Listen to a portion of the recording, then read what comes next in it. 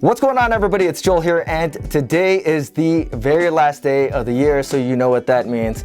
It is top 5 training shoes of the year time. So I finished my last workout of the year. It was a pretty stupid workout, but it was just kind of like a reminder on what I think about the shoes that I had picked for my top 5. And while I did the workout, I actually kind of changed some of my opinions. I mean, the top 5 stayed the same, just kind of the rankings in the top 5 changed. Actually, just one shoe changed, and I'll let you know which one that one is when we go and talk about it.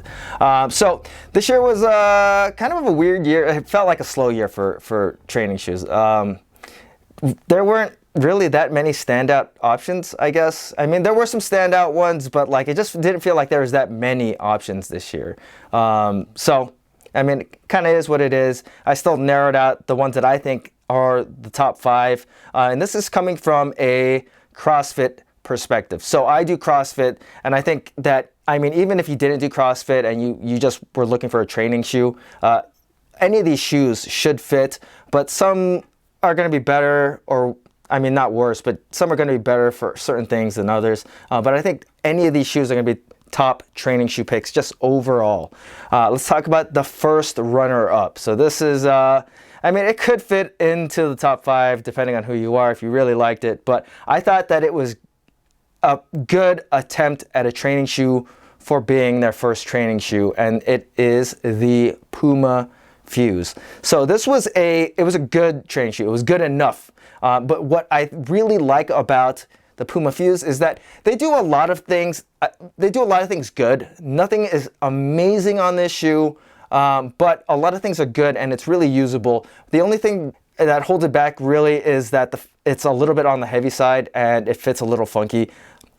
But other than that, I think it's a pretty sound training shoe. But the thing that really saves this training shoe is the fact that it's only $90. And this thing has gone down up to like 40-something dollars, like 50% off, which is really, really good. So, I mean, when I first started shopping for training shoes, I thought, like, what am I doing here? Like, everything is expensive. Everything's over $100-something dollars. And the Puma Fuse are starting at $90, which I think is a great price point to start training shoes, or to encourage more people to buy training shoes so that they're not like training and running shoes and stuff like that. So good attempt, but didn't quite crack the top 5 this year.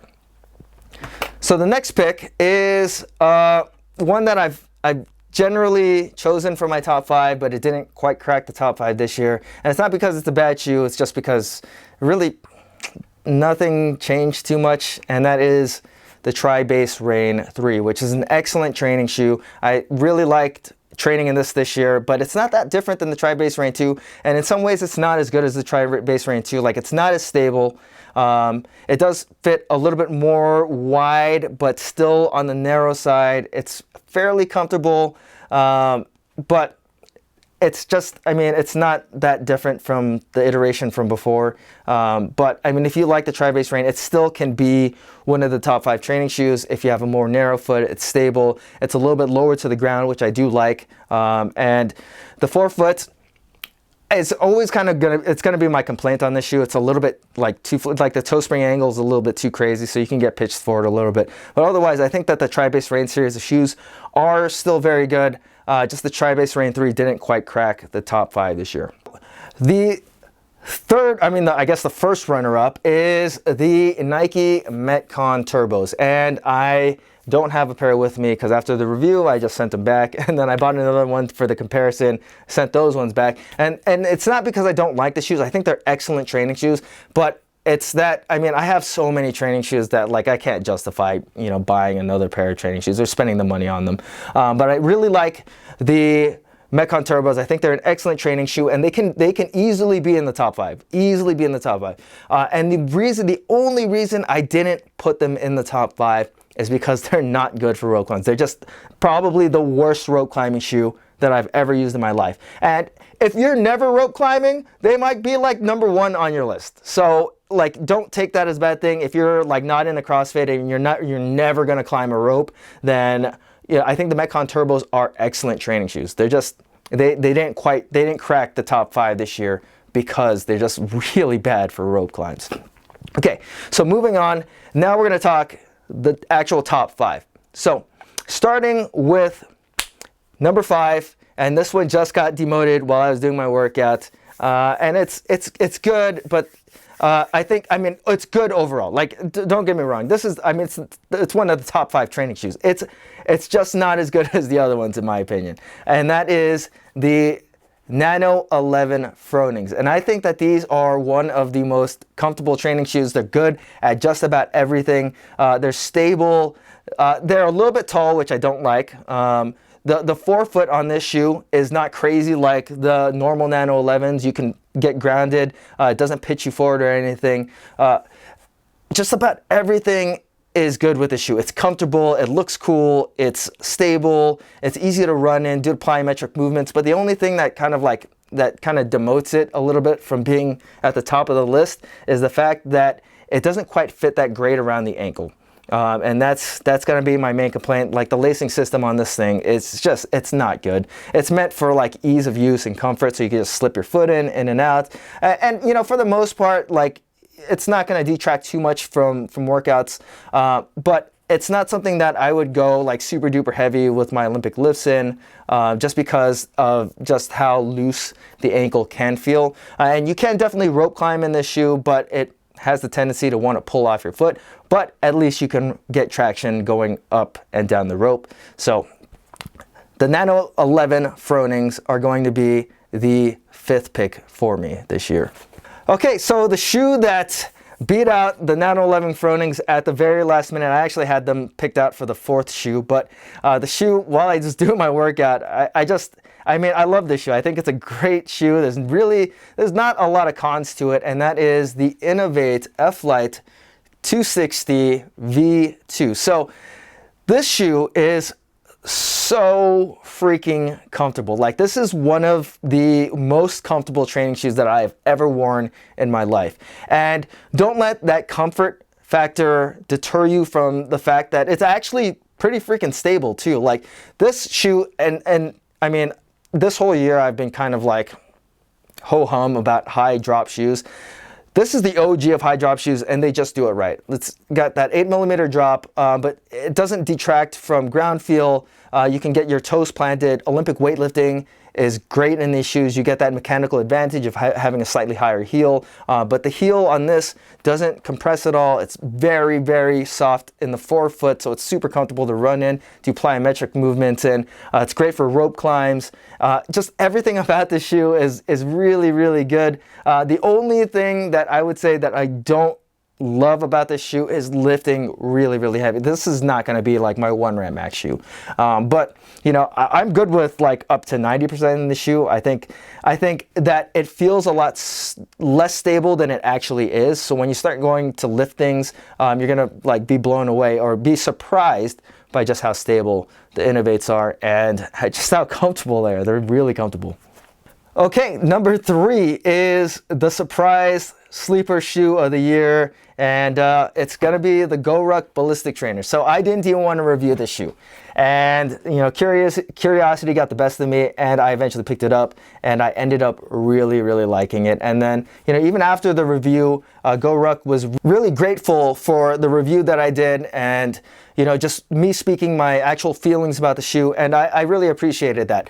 This shoe, despite its, like, I mean, it looks like a sleeper. There's not really anything crazy to the design of it, but that's kind of the beauty of it. Like, I don't mind beating this shoe up just because I feel like I could do anything to it and it would survive no problem. Rope climbs, dragging it on the ground, going on rucks, going on, you know, trails. Like, I could do anything in this shoe, and it can handle it. There's a lot of like tech that's built into the shoe that you can't really see, like the dual density gradient midsole, the 3 different rubber types. I got a little bit of background on how they chose the drop, and you know, the drop on this shoe is that 8mm drop. You do get that mechanical advantage, but it doesn't detract too much from the ground feel. I do think that these are a little bit on the tall side, but these are really, really good to lift in. Like, I would say that these might even be like my favorite shoes, one of my favorite shoes. It's tough between this and the next one, but these are one of the best training shoes to lift in this year, and you can do pretty much everything else in them too. Like, you can run, you can do plyometric movements. They're not going to be great for everything, but they're really good at just about anything you can throw about them. And I was really, really surprised by these ones. So the Gorucks are going to be my number 3 pick for training shoes this year. Okay, number 4 is probably going to be a surprise because of the review that I gave it earlier in the year, and that is the Nike Metcon 7. So this year we got a brand new redesign that was met with a lot of criticism, mainly because of the medial guard and how overbearing it is over the design of the shoe.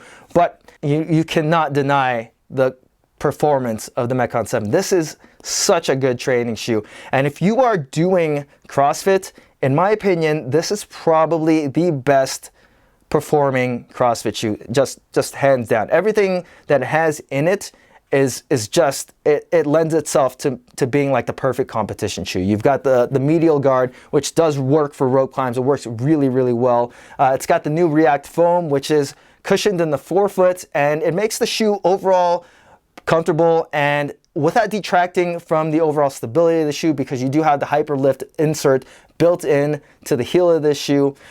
One thing that I really like about the Metcon 7 is that this year you don't have the drop in midsole, so it has a more consistent feel from heel to toe. Yes, the heel is slightly, I mean, it's not slightly clunky. It can be really clunky if you're doing runs in this shoe, but for me personally, I've adjusted to not really heel striking that hard in my training shoes, just because it's not pleasant on pretty much any training shoe. And I run with a more midfoot, forefoot strike, and I think that this shoe, when you do that adjustment or you make that adjustment, I think it's comfortable enough for the majority of the runs that you're going to do. It's great for plyometrics. The React foam is cushioned, but it's very, very responsive. And then the stability of the shoe is just, I mean, it's excellent. Like, if you gave me the shoe, you told me it hit a 1 rep max, I wouldn't even bat an eye at it. I would be like, all right, cool. This shoe to me is probably the best lifting shoe. And it beats the Gorucks because it's lower to the ground. This one is a 4mm drop. The Gorucks have that 8mm drop. They feel a little bit taller. I feel more comfortable lifting with a 4mm drop. Plus, I feel like they just are a little bit more tactile with the ground for me personally. So the Nike Metcon 7s, and this one could flip-flop for number 1 and number 2 really, really easily. Like, it just really just depends on what you're doing. But the Nike Metcon 7s for me are going to be number 2 this year. Okay, so we're through the top 4 training shoes, and now we're on to the number 1 training shoe this year. So this, to me, is going to be my number 1 training shoe because I feel like I can do anything in the shoe. I can lift in it. I can lift really heavy in it. I can run in it. I can take it with me when I go on trips. I can wear it out as like a casual sneaker. I could do anything in this shoe, and I wouldn't mind. I honestly, I think that this is the most well-rounded shoe of the year, and it is the Strike Movement Haze trainer. So Strike Movement has now been around for like 10 years. They're a relatively new face in the shoe game, but they've been making training shoes, good training shoes, for a while now. The Haze trainers are the pinnacle of all of their training shoes, and these things they have it all. And they're understated, and they don't look like they're anything special, but when you put these on, you'll notice how responsive the midsole is on these. Plus, they're really, really comfortable. They're super flexible. I mean, and for me, they've been durable. I mean, Strike Movement shoes have had their durability woes in the past, but I've beat these up. I've taken them all over the continent with me this year, and they're still looking pretty good. This is my original Easy Muhammad pair. These things have, like I said before, the most responsive midsole. It's crazy how tactile these shoes feel when you're training in them.